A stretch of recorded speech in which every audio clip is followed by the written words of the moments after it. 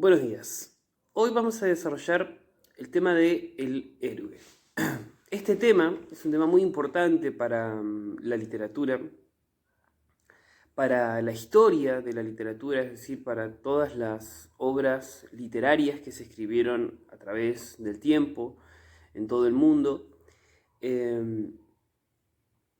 y fundamentalmente para entender la relación que existe entre prácticamente todas las formas de contar historias en todo el tiempo que existe la humanidad y a su vez en todo el mundo, ¿sí? En todas las civilizaciones.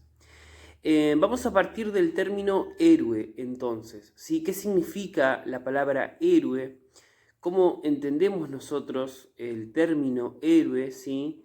Sabemos que de esta palabra se devienen algunas palabras eh, para caracterizar ciertas acciones. Por ejemplo, uno podría estar hablando de una acción heroica, ¿sí? Uno podría decir también que una persona es un héroe porque ha hecho algo valiente, porque ha hecho algo por los demás, ¿sí? Pero lo cierto es que la palabra tiene un origen etimológico muy distinto, ¿sí? Sabemos que la palabra héroe viene del griego, ¿sí? Incluso está relacionado con una deidad. La palabra héroe estrictamente tiene su origen etimológico en la palabra eros, ¿sí? Nosotros sabemos que Eros era el dios griego que estaba relacionado con el amor, ¿sí? Con el amor y con la pasión, fundamentalmente con la pasión.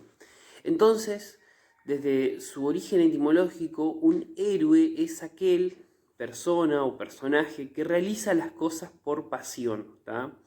¿Y qué es la pasión entonces? O cómo por lo menos entendían los griegos a la pasión. Si nosotros podemos conceptualizar la siguiente idea. ¿Sí? La pasión es lo contrario a lo racional. ¿Tá? Lo racional tiene que ver con lo medido, con lo justo, con aquello que es premeditado, mientras que la pasión tiene que ver simplemente con los impulsos, con hacer cosas porque sí. No sé bien por qué lo hice, pero lo hice. ¿Tá? Eso es la pasión.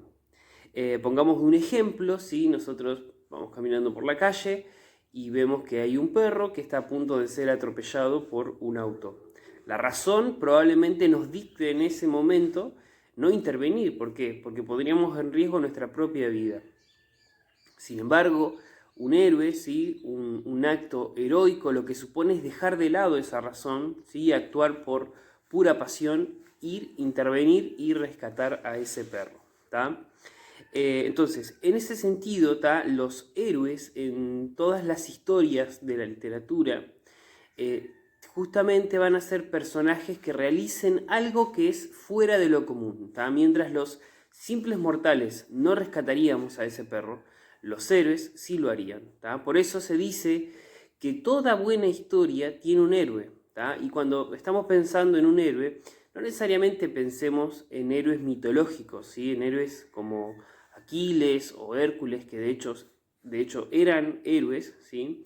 Debemos pensar, digo, el concepto de héroe como personajes que pueden aparecer en cualquier tipo de historia, ¿sí? En un cuento, en una novela, ¿sí? La mayoría de los personajes que nosotros leemos en nuestras historias son catalogados como héroes. ¿Por qué? Porque son personajes que se salen de la cotidianidad. Pensemos que leer una historia de un personaje donde no le ocurre absolutamente nada fuera de lo normal es lo más aburrido y lo que menos interés causa en un lector, ¿sí? La historia de alguien que se levanta y prepara su desayuno y va a trabajar y vuelve a su casa y nunca hace nada relacionado con la pasión, con eso de romper la normalidad, causaría completamente un hartazgo enorme porque no habría nada importante o reconocible en esa historia. Entonces, para que nos quede bien en claro, el héroe es un tipo de personaje que se desarrolla en los textos literarios,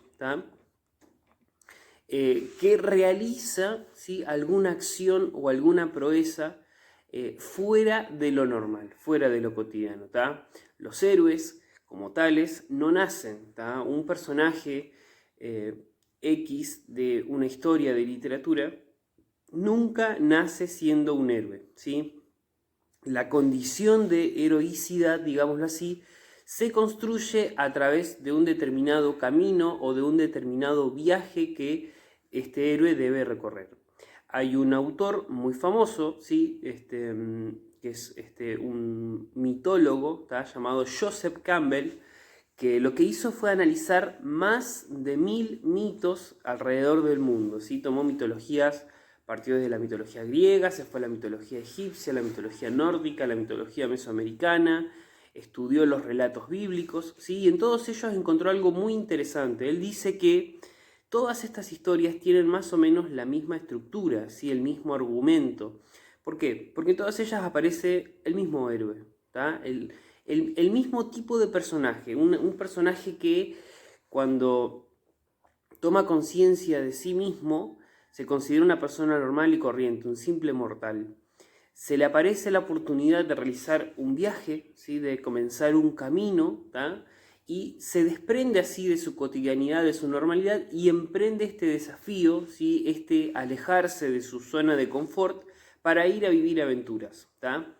Nace así entonces el concepto de viaje del héroe, ¿tá? Según Joseph Campbell, aquí estamos viendo esta imagen que representa lo que él denomina el viaje del héroe. El viaje del héroe es este proceso, es este camino, ¿sí? Es este recorrido que el héroe debe hacer para, digámoslo así, convertirse en héroe, ¿tá? O conseguir su estatus de héroe, ¿tá? Si este personaje decide no realizar este viaje, no realizar este camino, se queda en su casa, no sale a vivir estas aventuras, ¿qué pasa?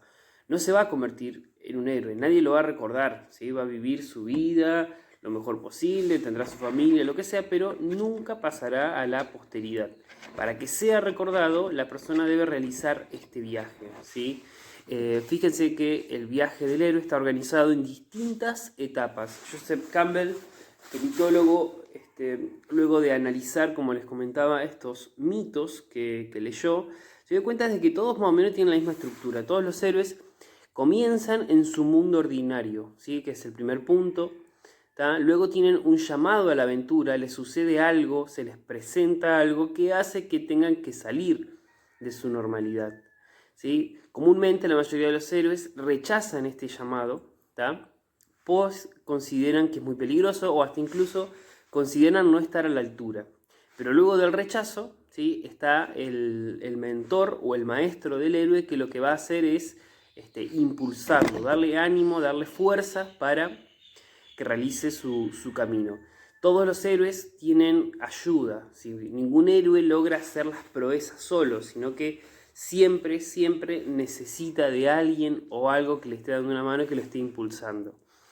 El siguiente paso es la travesía del umbral, ¿tá? El umbral es una puerta, básicamente, que se atraviesa, que es muy simbólico para el héroe. Es el momento en que el héroe está en su casa y dice, bueno, tengo que salir a la aventura, lo voy a hacer, y atraviesa una puerta, y se dice que en el momento en que atraviesa esa puerta pensando en que no va a volver, o que va a volver transformado, cambiado porque sale a la aventura, ahí se da el primer momento de autopercepción o de autoconocimiento como el héroe. En su camino entonces el héroe va a encontrar aliados, enemigos, ¿sí? Y desafíos, ¿sí? Esto es común en todas las historias. Los héroes tendrán personas que le ayuden y tendrán personas que no le ayuden. Tendrá los llamados enemigos, ¿sí? O villanos.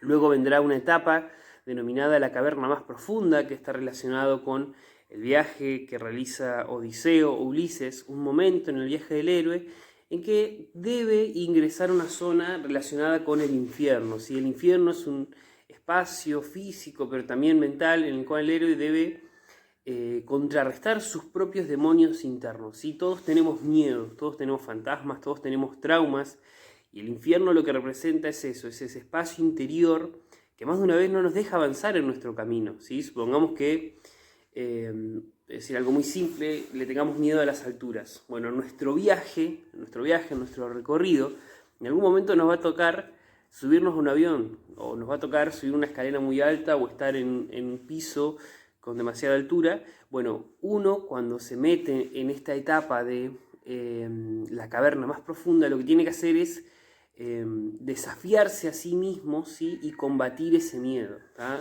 Con eso tiene que ver. Ahí viene lo que se llama la muerte y la resurrección. ¿Por qué? Porque el héroe siempre sale de esta caverna transformado, ya no vuelve a ser el mismo. Enfrentó el miedo, por ejemplo, a las alturas y vuelve a ser alguien distinto, alguien mucho mejor. Llega la recompensa, el elixir del conocimiento. La palabra elixir tiene que ver con trofeo, con premio, con aquello que se logra a través del esfuerzo, ¿sí?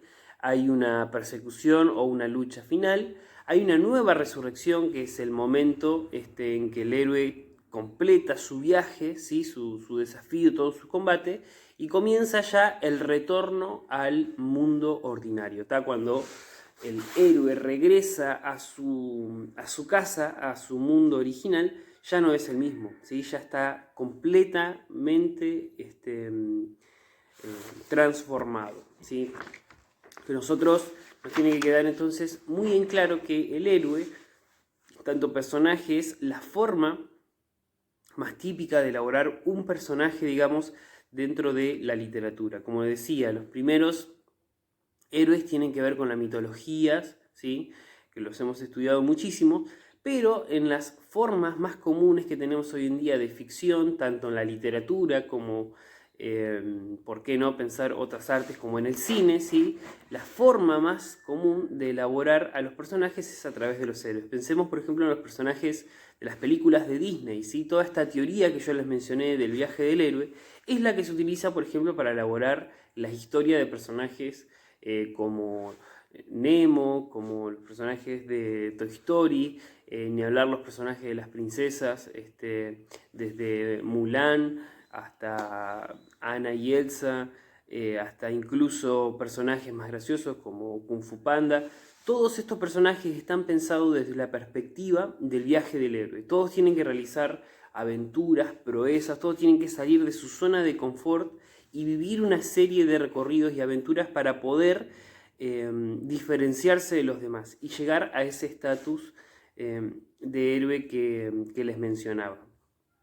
Debemos decir también que existen distintos tipos de héroes, ¿sí? No toda la literatura va a estar plagada de personajes que estén relacionados o abrazados al éxito y al reconocimiento social, ¿sí? Comúnmente, cuando uno dice héroe, está pensando en alguien que es querido por muchos, ¿sí? Que tiene cierta fama, cierto reconocimiento, ¿sí? Pero en realidad lo que nosotros vamos a estudiar y vamos a ver bien que los héroes no son todos iguales y tienen distinto carácter y distinta forma de ser. El primer tipo de héroe que nosotros vamos a ver es el más afamado, si se quiere, que es el denominado héroe épico, ¿sí? El héroe épico, como lo ven en la imagen, siempre está relacionado con la fuerza, con la voluntad, pero fundamentalmente con el éxito, ¿sí? La palabra épica nosotros lo trabajamos anteriormente y vimos que tenía que ver con la proeza, con la hazaña. Bueno, algo que va a caracterizar al héroe épico, que lo veremos bien en detalle más adelante, tiene que ver con el triunfo. Si el héroe épico está destinado al triunfo, a la victoria, a ganar. El héroe épico es ayudado por el destino, por los dioses, por distintas fuerzas naturales que lo van guiando y lo llevan al éxito seguro. Luego tenemos lo que denominamos el héroe trágico, ¿sí? El héroe trágico funciona como un espejo de lo que es el héroe épico, pues si al héroe épico le estaba predestinado el triunfo, al héroe trágico lo que le va a estar predestinado es la derrota, ¿sí? El héroe trágico nace para, digámoslo así, perder, para no poder cumplir sus sueños ni sus objetivos.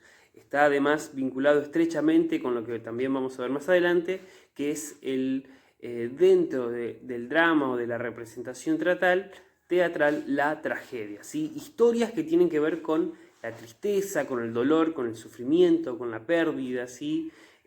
Muy lejos de esta idea de lograr los objetivos. El héroe trágico pierde, no logra la hazaña y es recordado por todos de manera prácticamente humillante. Por último, y no menos importante, es que ahora se está haciendo muy famoso, es el denominado antihéroe, ¿sí? El antihéroe tiene características muy particulares. El antihéroe no es el villano ni la contracara del héroe, sino que el antihéroe tiene que ver con valores distintos a los que representa el héroe épico, ¿sí? El héroe épico comúnmente está asociado a los valores o los ideales de un pueblo, ¿sí? ¿Por qué, por ejemplo, a los próceres se los quiere y se los recuerda tanto? Pensemos, por ejemplo, próceres como San Martín o Sarmiento, ¿sí? Estos personajes, nadie duda en decir que fueron héroes de la patria.